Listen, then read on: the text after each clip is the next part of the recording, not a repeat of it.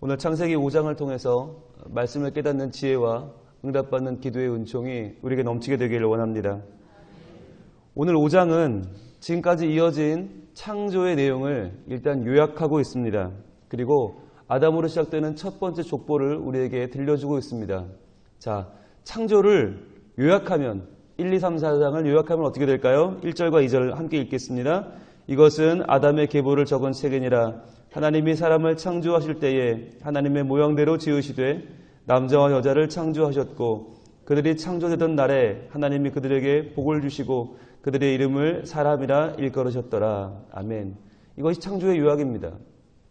그런데 참 재미있는 건요. 창조할 때 분명히 빛도 있었고 해달별도 있었고 궁창도 있고 바다도 있고 굉장히 스펙타클했거든요. 그런데 그 모든 건 다 빠지고 누구만 남았어요? 사람만 남았어요. 왜 그런가? 천지 창조의 목적이 사람이었다는 것이에요. 비록 사람이 해달별보다 빛도 안 나고 저 궁창보다 바다보다 멋도 더 없지만 그러나 왜 사람이 창조의 목적인가? 하나님의 모양대로 지었다. 바로 하나님의 형상이 담겨있기 때문이에요. 하나님의 모양, 하나님의 형상은 얼굴이 닮았다는 얘기가 아니죠. 우리의 가치가 닮았다는 것입니다. 우리의 진심이 하나님을 닮았다는 것이고 우리 속사람이 우리의 중심이 하나님을 닮아 있다는 것입니다. 여러분 우리가 배운 것처럼 하나님의 이름은 두 가지라고 했습니다. 창세기가 말하는 하나님은 엘로힘 창조하시는 하나님을 말할 때는 그냥 하나님이라고 하고 인간에게 찾아오셔서 관계를 맺고 언약을 주시고 이루시는 하나님은 여호와 하나님이라고 그랬습니다. 그럼 오늘 창조하는 하나님은 누구라고 적혀 있어요? 그냥 하나님이죠. 엘로힘입니다. 그러니까 성경을 읽을 때 우리는 분명히 좀 구별해서 읽어야 되는데 신기한 것은 우리는 지금 신학적으로 공부를 하고 여러 가지 학자들의 결론을 가지고 성경을 보니까 이걸 구별하지만 어떻게 모세는 3400년 전에 이 창세기를 쓰면서 하나님과 여호와 하나님을 구별하여 썼을까요? 여러분 신기하지 않으십니까? 그러니까 아무리 모세가 그 당시에 애굽의 율법을 익히고 석학이었다고 해도 이것을 구별하여 쓴다는 것은 불가능한 일입니다.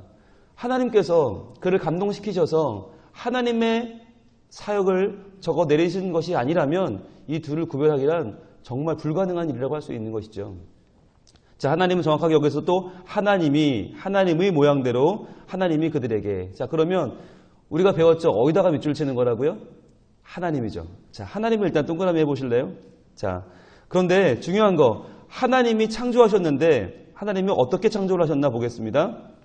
자, 그 하나님이 1절에 하나님이 동그라미 하셨죠. 사람을 창조하실 때에 하나님 모양대로 지으시되 지으시되 밑줄 한번 그어보시고 지었다. 하나님이 창조했다는 거죠. 지었는데 어떻게 창조했나? 남자와 여자를 창조하셨고 밑줄 한번 그어보시고 하나님이 창조하셨어요. 그리고 또 뭐 하셨나? 그들이 창조되던 날에 하나님이 그들에게 복을 주시고 자, 복을 주셨다. 또 밑줄 그어야겠죠. 복을 주셨다. 그리고 그들의 이름을 사람이라 일컬으셨더라. 자, 일컬으셨더라 밑줄 그으시고 그러면 하나님이 창조할 때 세 가지를 하셨다는 걸 정확하게 알 수 있어요. 뭘 하셨나? 일단 지으셨고 그죠? 창조하셨고 그 다음에 복을 주셨고 그 다음에 일컬으셨다. 이름을 주셨다.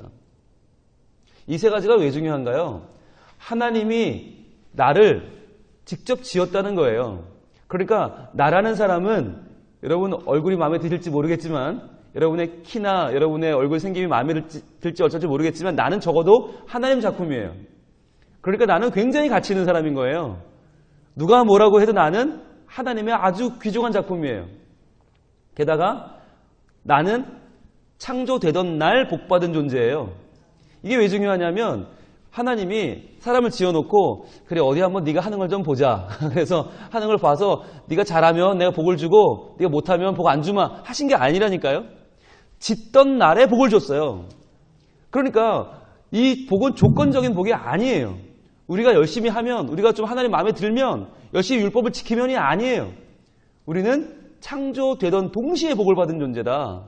하나님은 적어도 그런 분이라는 거죠. 하나님은 그저 쏟아 부어주시고 그저 사랑해 주시고 그저 우리의 존재만으로도 기뻐하시는 하나님이다. 게다가 이름을 짓는데 원래 장면간 누구였어요? 아담이에요. 모든 만물을 아담이 이름을 지었는데 사람만은 누가 지었어요? 하나님이 지었다. 이름을 짓는다는 게 무슨 의미입니까? 아버지라는 거죠. 제 두 아들 이름은 제가 지었거든요. 네. 원래 할아버지가 짓겠다고 그러시는 걸 제가, 아버지, 저희 이름도 돌림자를 안 쓰신 분이 왜 손주들 이름에 돌림자를 쓰려고 하십니까? 그냥 저희가 짓겠습니다. 그리고 제가 지었거든요. 이름을 짓는다고 하는 것은 아버지의 특권입니다. 우리는요, 하나님이 지었고요, 하나님이 복을 줬고요, 하나님의 이름을 지었어요. 적어도 여러분, 여기에 대한 자부심이 있어야 돼요. 세상은 계속 우리한테 딴지를 걸어옵니다. 야, 너는 별거 아니야. 너 가치 없어. 그냥 대충 살아. 남들도 다 그렇게 사니까 그냥 묻어서 살아. 라고 말하거든요. 그런데 세상이 말해줘야 돼요. 아니, 난 그럴 수가 없어. 왜? 하나님이 나를 지었고, 하나님이 내게 복을 주었고, 하나님이 내게 이름을 지어줬는데 어떻게 내가 세상과 똑같이 살겠느냐? 하나님 없는 자와 살겠느냐? 우리는 오히려 우리가 큰 소리를 쳐야 되는 거예요. 자, 오늘 3절부터는 이어지는 족보가 나오는데, 자, 족보의 내용이 아주 단순해요. 그 틀이 딱 있어요. 자, 누구는 누구를 낳고 몇 년을 지내며 자녀를 낳았으면 그는 몇 살을 살고 죽었다. 이게 끝이에요. 그러니까 낳고 죽었다. 이게 인간의 일생이에요. 굉장히 단순해 보이죠. 그런데 여기 굉장히 큰 심오한 뜻이 들어있어요. 사람은 낳고 죽는 것 사이에 뭐가 있어요? 사람을 낳죠. 자녀를 낳죠. 히브리어에서 낳았다는 말은 낳기만 한 게 아니라 낳고 길렀단 말이거든요. 그러니까 자녀를 낳고 기르는 것이 인생 가운데 가장 중요한 일이라는 거예요. 왜 그런가? 자녀를 낳고 기르려면 일단 누가 있어야 돼요? 부부가 있어야 되죠. 그리고 자녀가 있어야 되죠.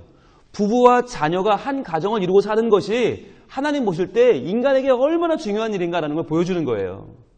아니, 이 사람들이 얼마나 위대한 일을 많이 했겠어요? 얼마나 많은 것으로 세상을 아름답게 했겠어요? 하나님은 그거 다 생략하시고, 어마어마한 일을 한 거 다 내려놓으시고, 뭘 기록했나? 누구를 낳고, 누구를 기르다 죽었다는 거예요.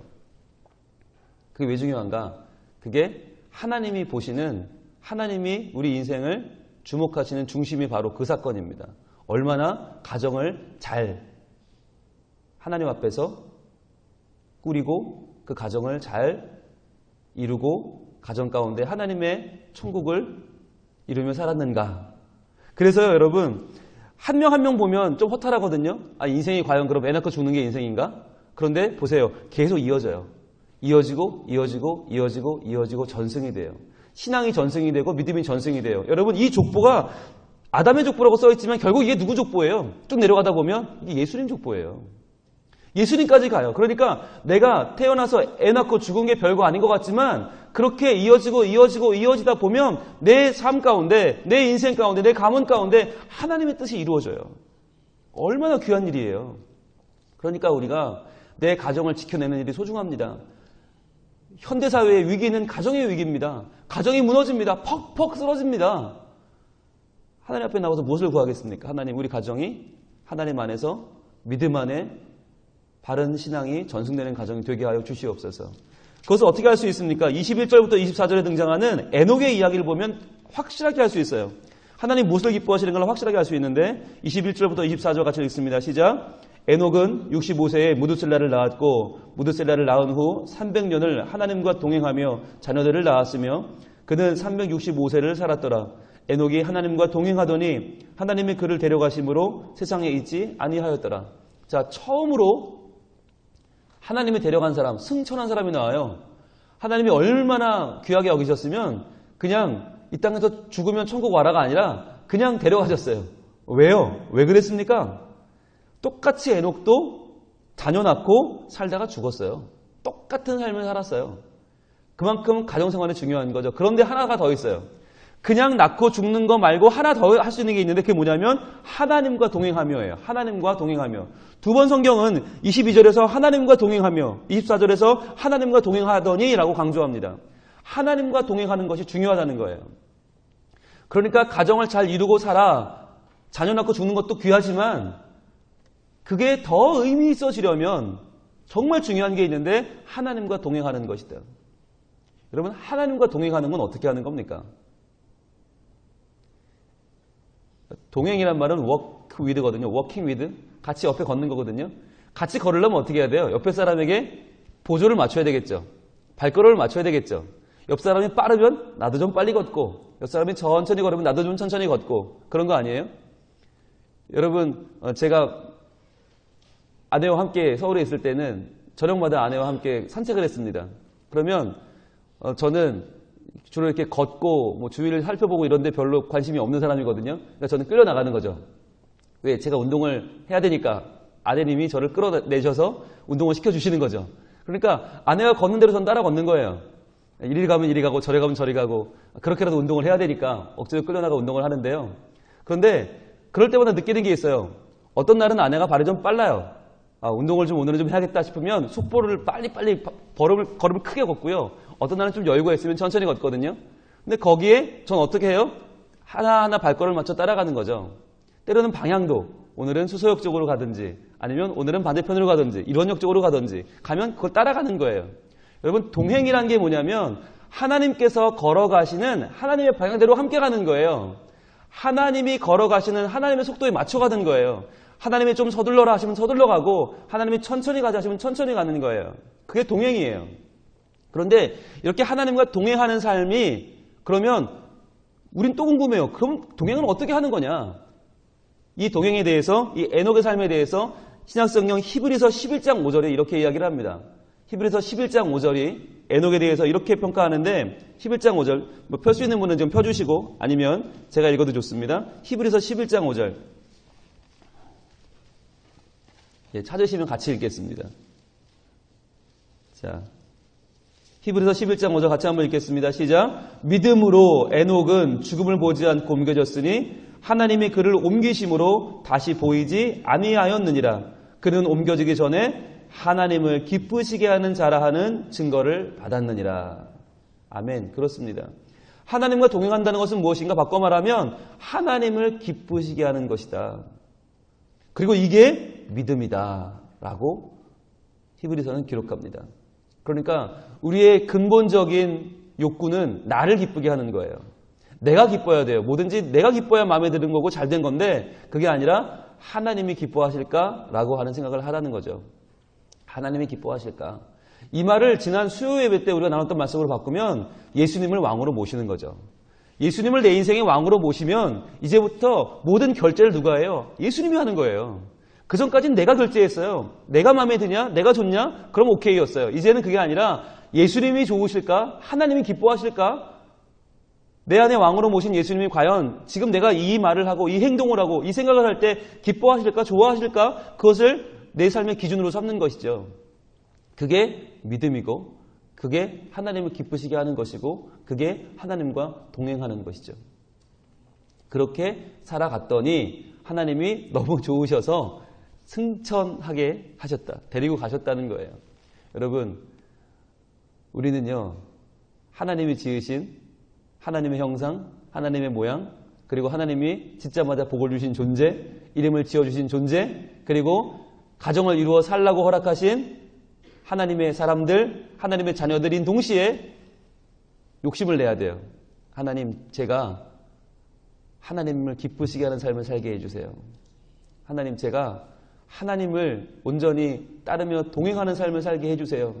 주님, 제가 예수님을 내 마음속에 왕으로 모시고 살게 해주세요. 오늘 하루 이제 가슴 벅찬 하루를 시작합니다. 이 하루의 의미는 어디에 있는 것입니까? 그냥 눈을 떴으니까 하루가 시작된 겁니까? 그냥 교회 나와서 말씀 읽고 그냥 기도하고 가서는 또 어떻게 사시겠습니까? 하나님, 말씀 받은 대로 살게 하여 주옵소서. 하나님, 말씀대로 살게 하여 주시옵소서. 그래서 저희도 에녹 같은 삶을 살아 하나님을 기쁘시게 하고 하나님과 동행하고 믿음으로 살아 이 믿음을 다음 때로 전수하여 주는 하나님의 의미 있는 인생으로 하나님이 참으로 기뻐하시는 자녀로 오늘 하루 살게 하여 주시옵소서. 기도하며 나갈 때 하나님 반드시 우리의 삶과 함께 하시고 동행하시고 하나님이 기뻐하시는 그러한 위대한 신앙인의 삶을 살게 하실 줄로 믿습니다. 기도하겠습니다. 하나님, 우리 인생에 많은 일들이 있고 많은 것으로 우리는 분주하고 바쁘지만 오늘 말씀에서 주님은 우리에게 우리의 가정을 온전히 주님 앞에 올려드리라 말씀하십니다. 주님, 우리의 가정생활에서 믿음으로 승리하는 자들이 다 되게 하여 주시고 주님, 저희들 하나님을 기쁘시게 하는 자로 살게 하여 주옵소서. 오늘 하루도 수많은 선택의 여정에서 과연 이것이 나를 기쁘게 하는 것인지 하나님을 기쁘게 하시는 것인지 다시 한번 고민하게 하시고 그 거룩한 고민 가운데 하나님이 기뻐하시는 길을 선택할 수 있는 믿음의 사람들로 저희를 인도하여 주시옵소서.